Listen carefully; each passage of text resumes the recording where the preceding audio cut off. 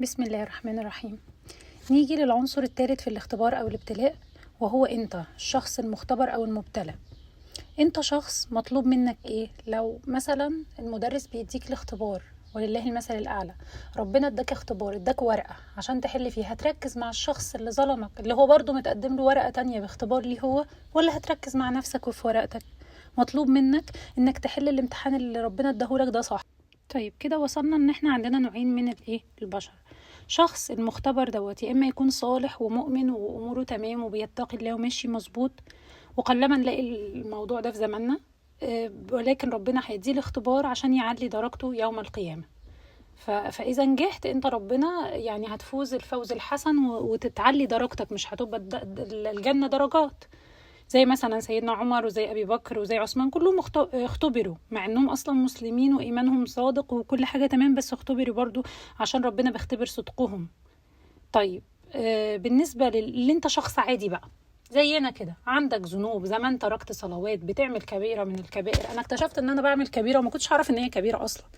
لما هنيجي نتكلم ونخصص فيديو عن الكبائر، انا اكتشفت ان في حاجة اسمها بيقولوا عليها اليومين دول التعلق المرضي. التعلق المرضي ده في ديننا الاسلامي اسمه ايه؟ الشرك الخفي، ان انت حاطط لله ند قصاده. يعني فاكر ان الانسان ده هيحيي ويميت، فاكر ان الانسان ده لو سابك هو خلاص انا هموت وانهار من بعده. الانسان ده هو اللي بيرزقني وهو اللي بيجيب لي الاكل، ولو راح انا هعمل ايه في حياتي؟ فده اسمه الشرك الخفي، واغلبنا ساعات بنعمله بالذات الستات. طيب في عندنا كبيرة من الكبائر: الغيبة والنميمة، ترك الصلاة، عقوق الوالدين، الظلم، تشبه الجنس الآخر، وكمان اللي هو ترك الأمر بالمعروف والنهي عن المنكر. حاجات كتيرة خلينا نخصص لها فيديو تاني، هنعرف ان احنا بنعمل حاجات كتيرة مش واخدين بالنا منها.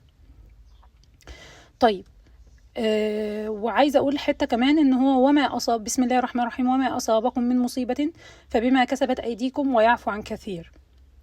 الآية دي بتبين إن احنا الابتلاء بينزل علينا بسبب ذنوب، فلازم نطهرها.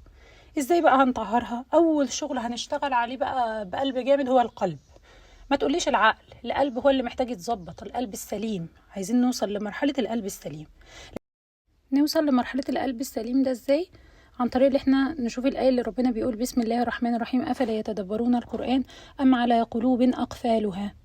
انت قلبك ده ربنا خلقه ليك اول ما بتتولد ابيض، تيجي انت بقى بتعمل ذنوب وبتعتدى عليها، فقلبك ده بيتحط عليه قفل ورا قفل ورا قفل. تيجي بقى عايز خلاص تتوب وعايز ترجع لربنا، مش تبقى قادر، ما يبقاش ليك نفس وتنتكس تاني وتقول لا مش قادر وبرجع للي انا كنت فيه.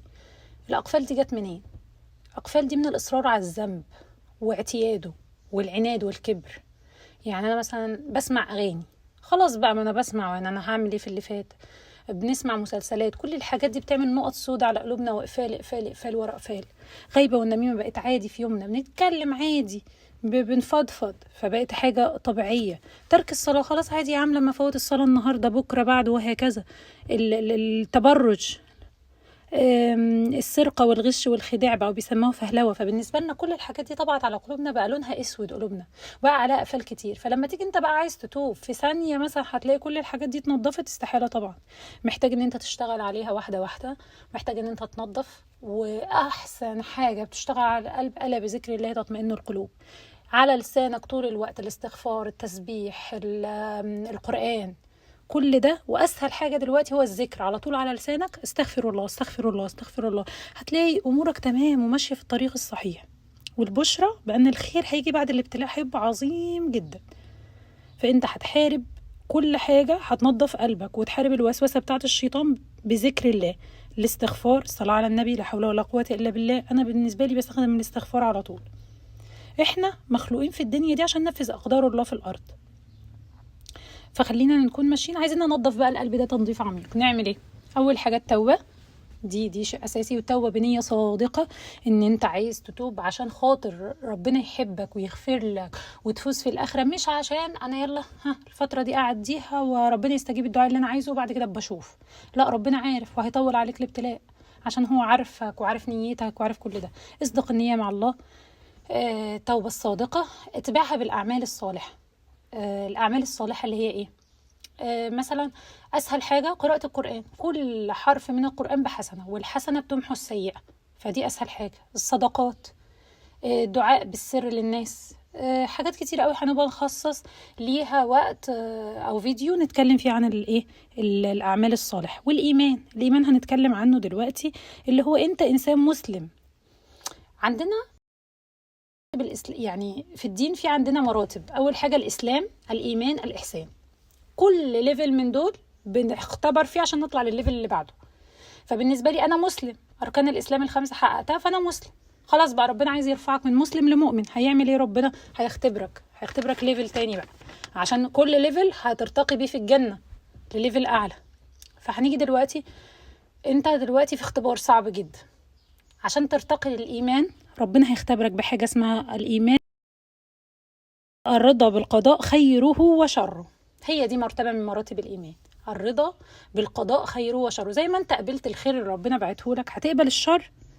القدر اللي ربنا قدره عليك دلوقتي، المصيبة اللي ابتلاء اللي انت فيها ده شر، هتقبله وهتؤمن بيه وهترضى وهتسلم لله وتقول ليس لنا من الأمر شيء، ولو شاء ربك ما فعلوه، ولو شاء ربك ما سلطهم عليكم. وهترضى وهتستسلم استسلام تام، والرضا بالقضاء الشر. كده خلاص انت وصلت للليفل التاني الإيمان. مبروك عليك، ليفل أعلى في الجنة إن شاء الله. لسه لك بقى إن شاء الله الاختبار اللي بعد كده عشان توصل للإحسان.